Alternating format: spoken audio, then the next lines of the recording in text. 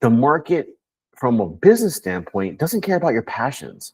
It only cares about the value exchange. So if you're passionate about something, but the economics aren't there, well, then you are building another prison.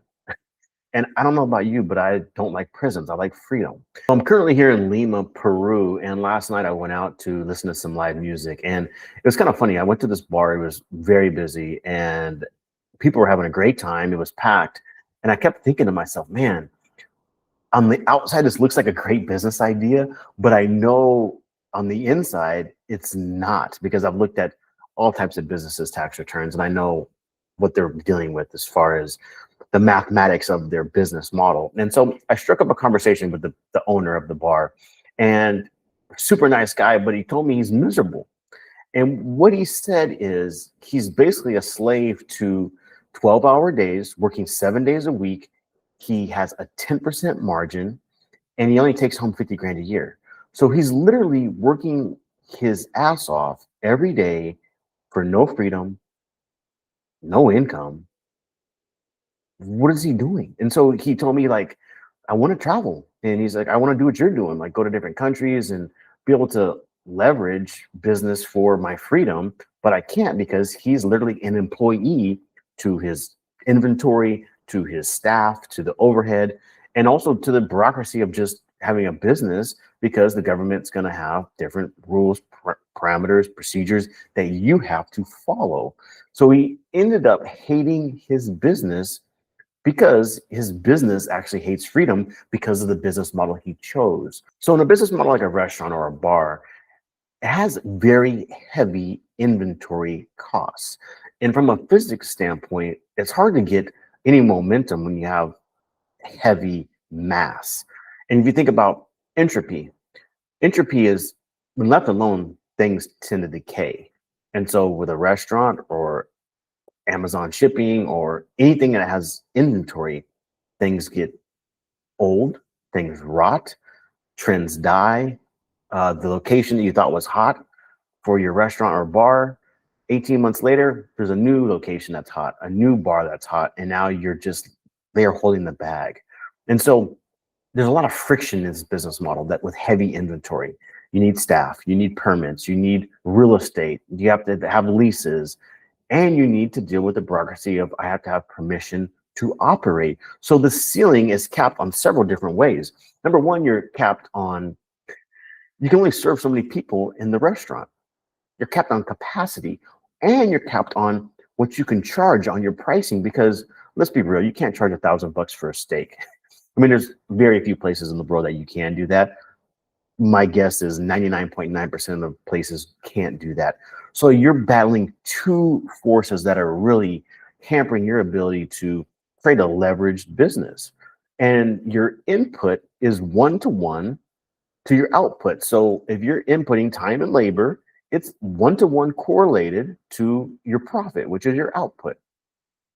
That's not what we want. That's not leverage. Leverage is you put a little in, you get a lot out. So let's move upstream. Like, how do you pivot from this? Now, if you look at this chart here, there's consumer goods, there's B2B services, there's capital, right? Consumer goods, the problem with consumer goods is you're dealing with customers, consumers. And the problem with consumers is, number one, they're not very intelligent. They're typically consuming for gluttony, and they're typically pretty broke. They typically don't have any money. So that's a very hard sell.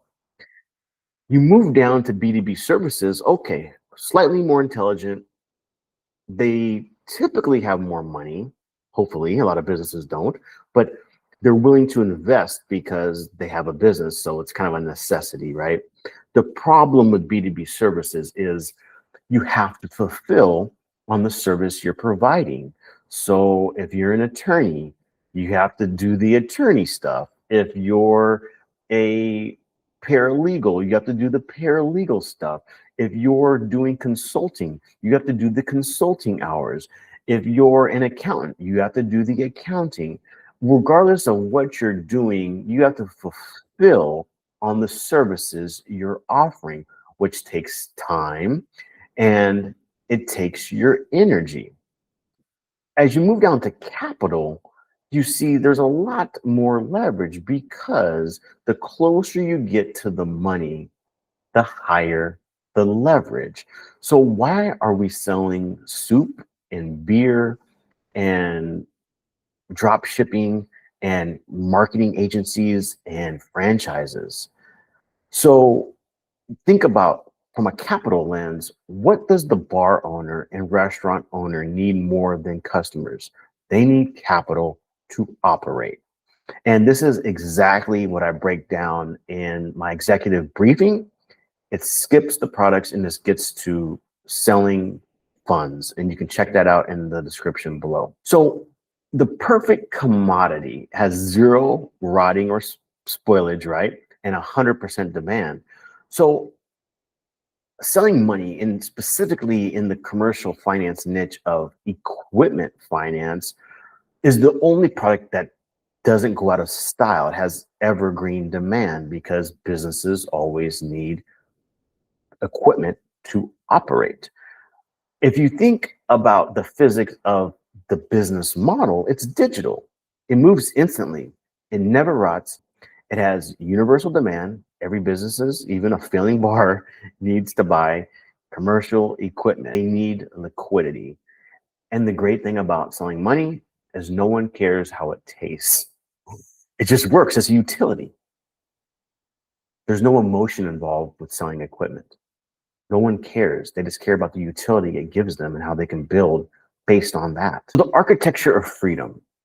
You do not want to build a business that is geo-locked, so you can't pick up your kids from school. You can't watch their soccer game. You have to be physically at the location, right? You don't want something that's labor dependent where you're trading time for dollars. Life is short. We all die. The point is to make as much money as possible in the least amount of time with the least amount of effort. What else are we doing here? And then it can't be permission based. I can't ask, can I do this? Hey, can I take a vacation? Hey, can I take a sick day? Hey, that is silly. Most businesses are location independent. It can be done anywhere in the world, permissionless. You can just start. And I call this, from a particular equipment finance lens, vendor originated, but it really is strategic partner originated, where you get deals, business from strategic partners. So in the equipment finance model, I'd always get my businesses from the equipment sellers. Instead of me chasing businesses that might or might not need financing to buy specialized commercial equipment, I just partner with commercial equipment sellers. Think about ultrasound dealers and restaurant equipment dealers, and they send me deal after deal that's already sold that just needs the financing. So instead of working 12 hours for $10 beers, you facilitate one equipment deal and take home and profit $10,000. So at the end of the day, don't be the guy pouring beer. Be the guy financing the distillery.